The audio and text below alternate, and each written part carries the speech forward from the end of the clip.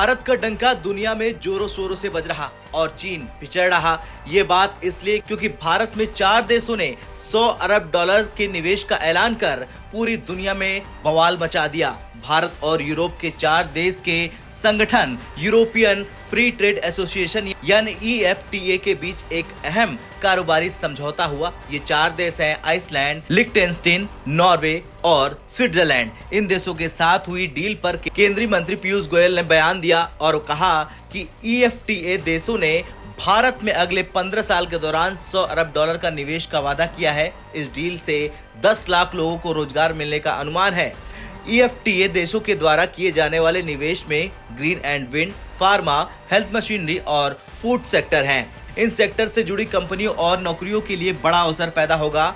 EFTA देश in sector में सबसे ज्यादा निवेश करेंगे। इस डील में सभी के लिए मौका है और डील से जुड़े सभी देशों को इससे फायदा होगा।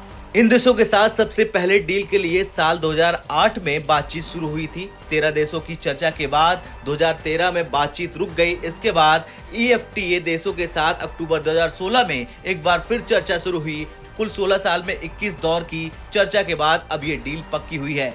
EFTA और भारत के बीच फिलहाल 18.66 अरब डॉलर यानी 2022-23 का कुल ट्रेड है। इसमें सबसे बड़ा हिस्सा स्विट्जरलैंड का और दूसरी सबसे बड़ी हिस्सेदारी नॉर्वे की है। अब बड़ा सवाल कि इस डील में क्या क्या शामिल है और इससे भारत को फायदा है या घाटा, चलिए समझते हैं। दरअसल ये डील 15 साल की अवधि में 100 अरब डॉलर का निवेश के लिए किया गया है। एक अधिकारी ने बताया कि भारत ने समझौते के बाद 10 सालों के दौरान 50 अरब डॉलर के निवेश की मांग की थी और ब्लॉक सदस्य देशों से अगले 5 सालों में 50 अरब डॉलर की अतिरिक्त निवेश की मांग की थी।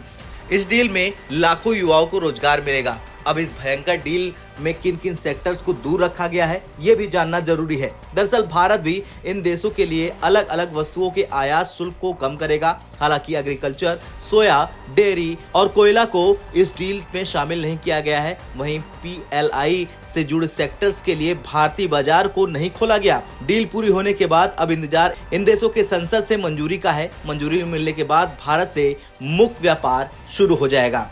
चलिए अब ये भी जान लेते हैं कि इस डील से क्या क्या होगा सस्ता। दरअसल मुक्त व्यापार शुरू होने के बाद इन देशों से भारत आने वाले सामानों की कीमतों में कटौती होगी, क्योंकि डील के तहत ये देश अपने आयात शुल्क को कम करेंगे। वहीं भारत से जाने वाले वस्तुओं के आयात शुल्क में भी कटौती आएगी। उदाहरण के तौर पर देखें तो स्विट्जरलैंड से स्विस चॉकलेट, घड़ी और बिस्कुट भारतीय बाजार में ज्यादा बिकता है। ऐसे में इस डील से इनकी कीमतों में कमी आ जाएगी। खैर, जिस तरह से आज पूरी दुनिया भारत पर भरोसा जता रही, उससे एक बात तो साफ है कि ये सदी भारत की है और भारत इस सदी का राजा। आपका क्या कुछ कहना है? 100 अरब डॉलर के निवेश से चीन को झटका लगा है या फिर नहीं? कमेंट कर जरूर बताएं। ब्यूरो रिपोर्ट, भारत तक।